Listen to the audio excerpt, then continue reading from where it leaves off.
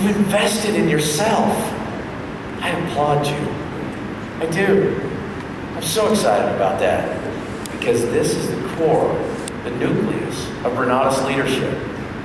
It's getting the tools, it's getting the information, the belief system, so that you can take this message out to the world and help other folks understand that there's a better way.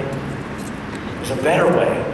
Better way to make a living. Better way to design a life. Better opportunities, better options. We don't have to follow the old beaten path that is leading so many individuals, into the welfare line. We don't have to. I'm blown away that in the last 5 years we've seen, another 30 million people in this country get on food stamps. 30 million people. I want to show them a better way. And I know that knowledge is power when it is applied. I got a mentor. Actually, I've had a few mentors over the years. Thank goodness for good mentors. You got to have somebody that can show you the ropes, somebody you can bounce ideas off of, somebody you can just kind of feed off their energy when you're down, somebody that can help you to move forward to success when you doubt yourself. And you may be having those internal struggles thinking you need to look for something outside of you to drive success when you realize it's really all inside of you that makes the difference, right? I got a good mentor. And one mentor led into another mentor, into another mentor. Thank goodness for good mentors. If you're looking for one, find one. If you are one, be the very best you can be because you got people depending on you. There's another thing that I did. I went out and I made a list. Now that's pretty simplistic, isn't it? Listen, you got to have a list. You got to create a list, and then you got to build on that list. I needed folks to talk to. I needed folks to contact. I needed to have conversations with individuals. I needed to share the word rather than keep it as a secret. And a lot of folks, they just want to kind of hold it all in. They think, well, when I'm successful, I'll talk to people about it. That's a little bit like the example I gave yesterday. That's like going up to the stove and saying, give me heat, then I'm going to give you some wood. It doesn't work that way. You've got to do the work first. You've got to be willing to pay the price. I made a list. And then I started talking to people, and I made the conversation pretty simple. I made it about them. That's what people really want to talk about. You want to get somebody fired up and excited? You want to get somebody endeared to you? All you got to do is light them up on their favorite conversation topic. Themselves. That's it. So then I went out there and I talked to people. What did I do next? I never, ever, ever, ever, ever, ever, ever missed an event. I didn't. I love Scott and Nancy. Their story's powerful. Every time I hear Scott's saying, listen, I can count over at the last decade, whatever it's been. He says, I think on less than 4 fingers, events I ever missed. Is that an accurate statement? He's never, ever missed a Super Saturday and only 2 Thursday night events. Give it up for Scott Rowe.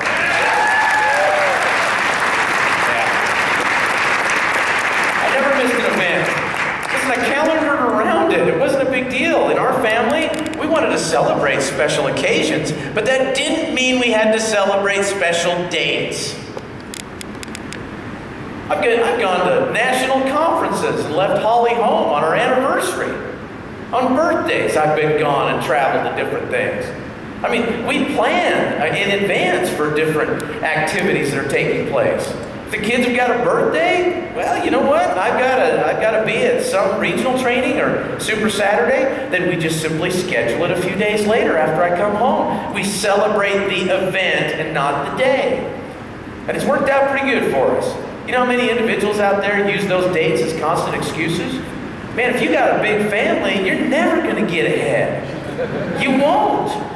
And I talk to those people. They come from family of 10 and they're real tight-knit. They got, their sister's kids having a birthday, and then they got to run across town because their brother's kids having a birthday on the same day. And they got, they got this activity, this soccer game, that. It's insane. I'm thinking to myself, holy smokes, when in the world are you ever going to build a business? When are you going to drive success? When are you going to make something happen? Now, if their boss were to call them in and say, you have to work, no time off, you got to be there. Guess what? Those are the same individuals that would line right up, dismiss their family obligation, and go and report to an employer. But they won't do it for themselves in their own business.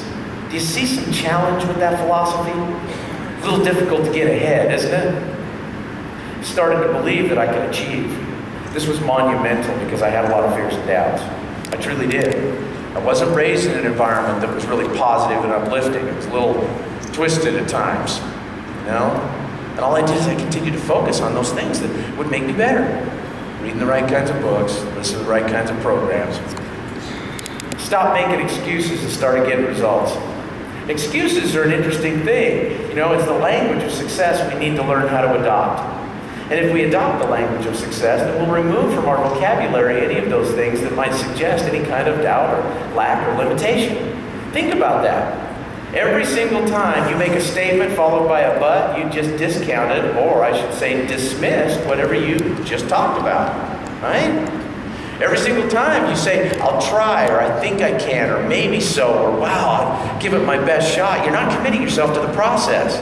There's only one way to do it, and that is to commit and to say, I will. I must. I can. And build on those foundations of belief so that you can go out and make things happen. Catch yourself every single time you're speaking of something future tense, past, or something that may be built around fear or lack or limitations or doubts.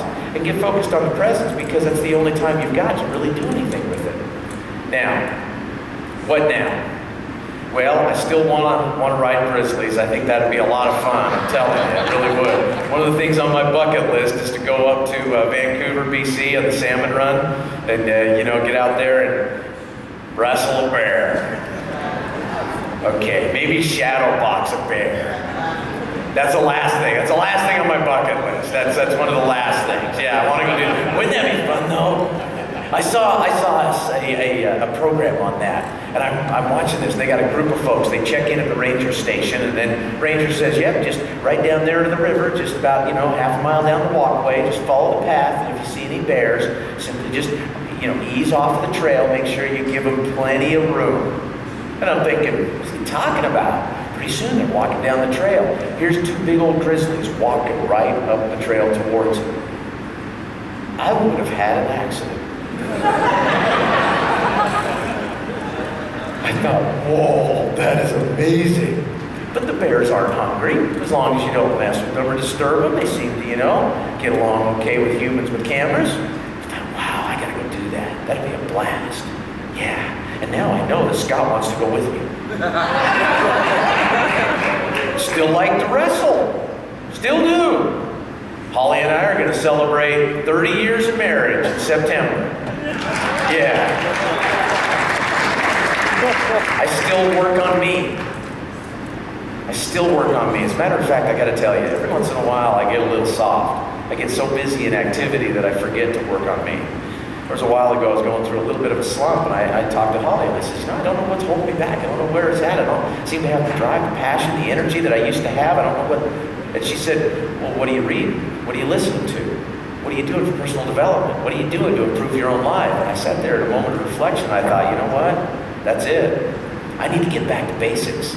Sometimes it's just exactly what we got to do. We got to get back to the basics, right? And I still see the people tell the story, build for events, follow up. The more things change, the more they stay the same. Folks, that really is the message of the conference. Don't overcomplicate what we do. Simplify it. Dumb it down. Say less to more people. Go through the sorting process and find those who are really looking for an opportunity. Don't think you got to be in the convincing business because you can't change free agency. Neither would you want them to change yours. All you can do is present the information and present the message as clearly, as boldly, as concisely, and as simply as you can. The best way to do that is just to say, you want to make more money? It's so funny because we talk about Ting Chen. What a great example. I mean, little Asian gal immigrated to this country, was working at McDonald's, came into the business, and this was in my last company. I'll never forget, meeting this gal because she was just driving success. 15 to 20, sometimes 25 people at each meeting would show up. Her broken English was almost a little hard to even understand. I finally got a chance to meet Ting, and I was like, whoa, this is the Wonder Woman. She was about yay tall, right? Not a lot of hype to her. A little spitfire. Didn't speak English very well. She came from another country. She spoke English much better than I spoke Chinese. Yeah, much better than I spoke Chinese. Thought that was good. Of course, I don't speak anything other than English, and I'm working on that. So Ting came in, and I'm talking to Ting, and I'm like, well, how in the world do you get that many people to a meeting? She says, oh, I place ads, I do this, I do that, and then I just tell them, you want to make money? You come meet me. Am I exaggerating?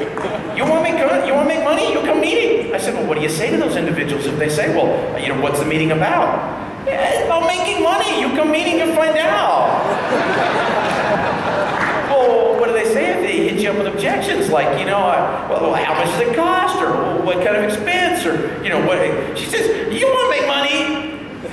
You want to make money? You come meeting. You don't worry about that. It doesn't cost you anything to come meeting, but you want to make money? You come meeting. People were just scratching their head going, I had to go see what the heck's going on. This is just the weirdest dang thing I've ever heard, right? Yeah, she had an answer for everything. Everything. Yeah. Well, if you had success, you want to make money, you come meeting. Otherwise, don't waste my time. Not exaggerating. Nuts. Worked. Why? Because she created urgency for herself and for the opportunity. She wasn't trying to court anybody into coming. I mean, it wasn't any kind of convincing talk. It wasn't any kind of long, elaborate contacting speech. It was, I'm building a team. I have value. The opportunity is solid. If you want to make meeting, you better come to me, because otherwise I'm going on to the next person. And she could care less. It was just, you want to make money? You come meeting. Good. See you meeting. You won't make money? You don't want to make money. You don't want to come meeting? You don't want to make money? You want to make money? You come meeting. Good, meet you there. Yeah, bring checkbook.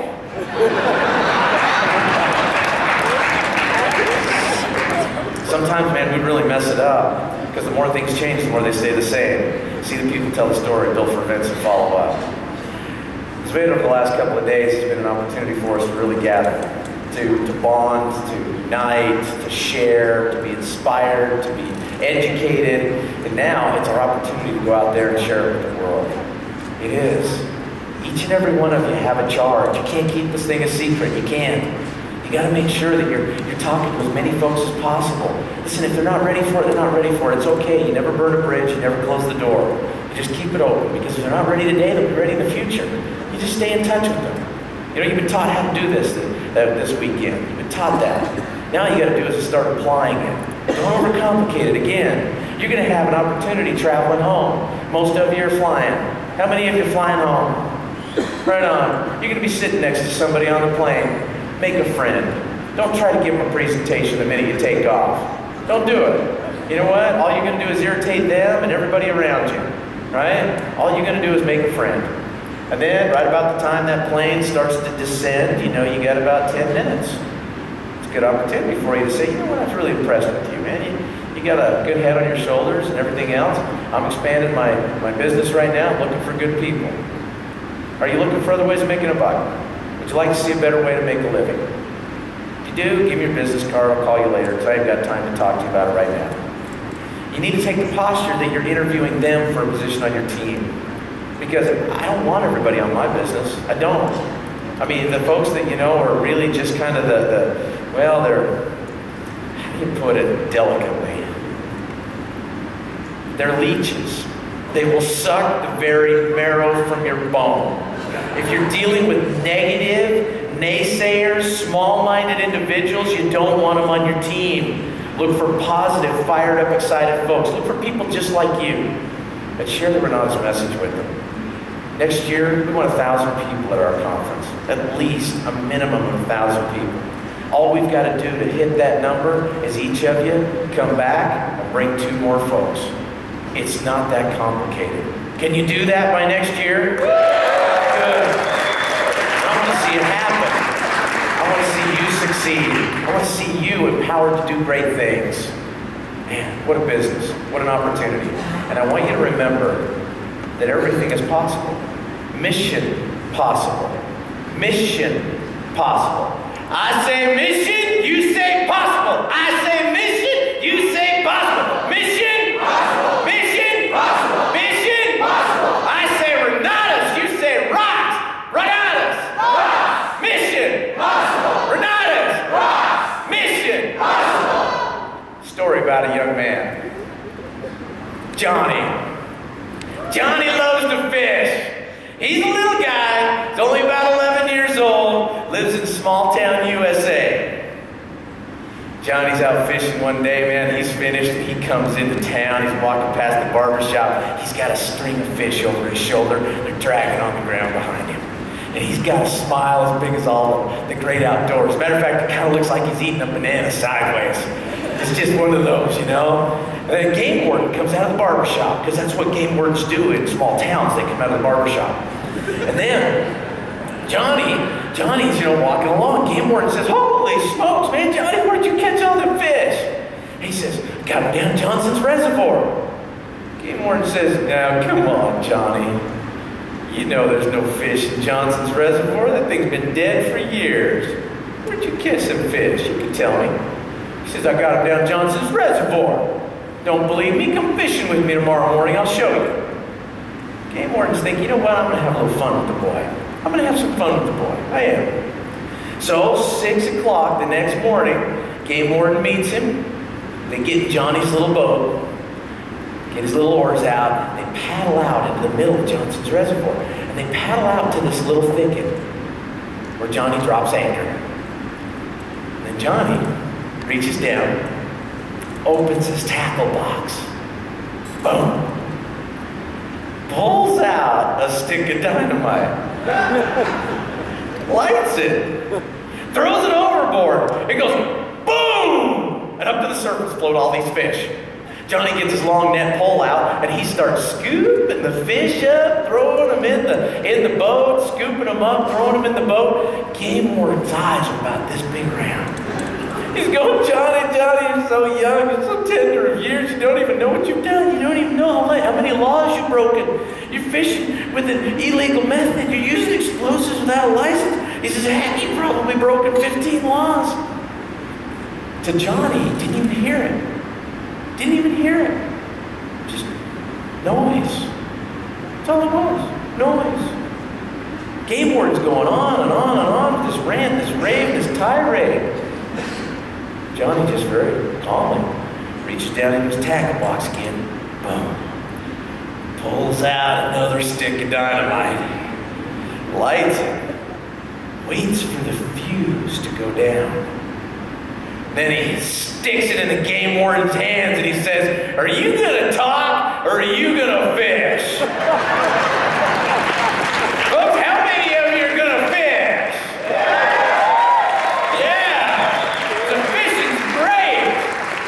This whole conference was really built around one of my favorite poems. If you're going to fish, you got to remember these words. Because if you want anything bad enough to go out and fight for it, to work day and night for it, to give up your time, your peace, and your sleep for it, if all that you dream and scream is about it, and life seems useless and worthless without it, you gladly sweat for it, plan for it, fret for it, and lose all of your terror of the opposition for it. But if you'll simply go after that thing that you want with all of your capacity, strength and sagacity, faith, hope, and confidence, and stern pertinacity, if neither cold or poverty, vanish or gall, sickness or pain can keep you away from the thing that you want, if darken or grim, you beseech and beset it. With the help of God, you'll get it. Thank you.